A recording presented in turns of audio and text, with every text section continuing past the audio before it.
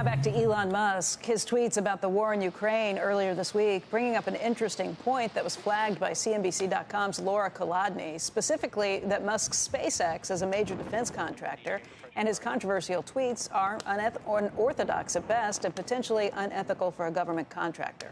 Joining us right now is Alex Harstrick, J2 Ventures managing director, and a pretty interesting managing director of a pretty interesting company at that. Alex, you are actually a combat veteran, which makes you very unique in the VC world.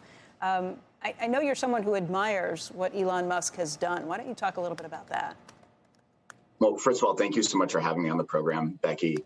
I think before starting with anything, I want to acknowledge the atrocities of the war in Ukraine and everyone who's been affected. And that being said, I know your question's about SpaceX and Elon Musk, so I also want to address that. I think we can all agree that Elon Musk has achieved so much with SpaceX, and it is a wonderful example of public-private partnerships doing extraordinary things for the U.S. government.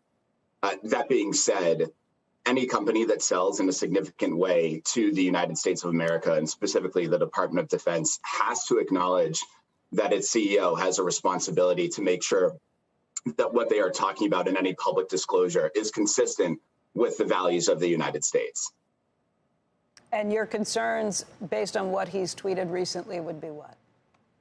You'd want to make sure that whatever it is that Elon Musk is saying is going to be consistent with the usage of SpaceX, Starlink, any other kind of program that is going to be used in some kind of combat scenario, specifically the war in Ukraine, which is what we're talking about now. Just because the way that technology is being deployed right now, working with startups, there's already some trepidation about what it means to work with early stage companies and how they're going to react relative to more staid companies like a Lockheed Martin, a BAE, ones where the U.S. government has had decades of relationship and kind of knows what they're getting into. And so I would caution anyone, to include Elon Musk, that maintaining that level of acknowledgement of what it means to be a company that is working with the U.S. government is just extremely important. So in other words, you would say don't start offering terms or conditions for what would be acceptable for a settlement between the two, kind of stay out of it, lay low? I think that's a fair assumption to make.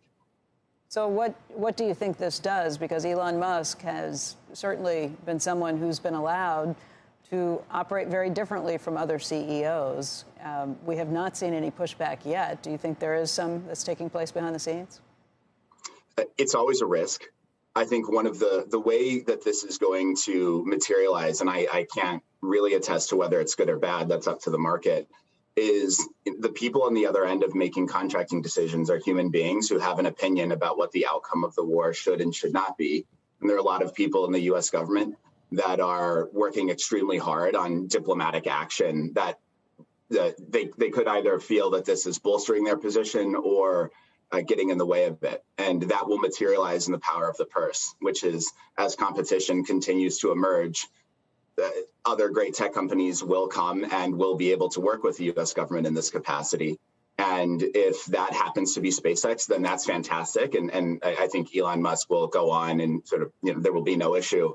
But there could be people who may be more consistent with the views of the U.S. government, and they may start winning contracts just because the way that the companies are being employed, the way that the technology is working, different aspects of the company are just going to be more consistent with the government's mission, and they have to be sensitive to that. Shepard Smith here. Thanks for watching CNBC on YouTube.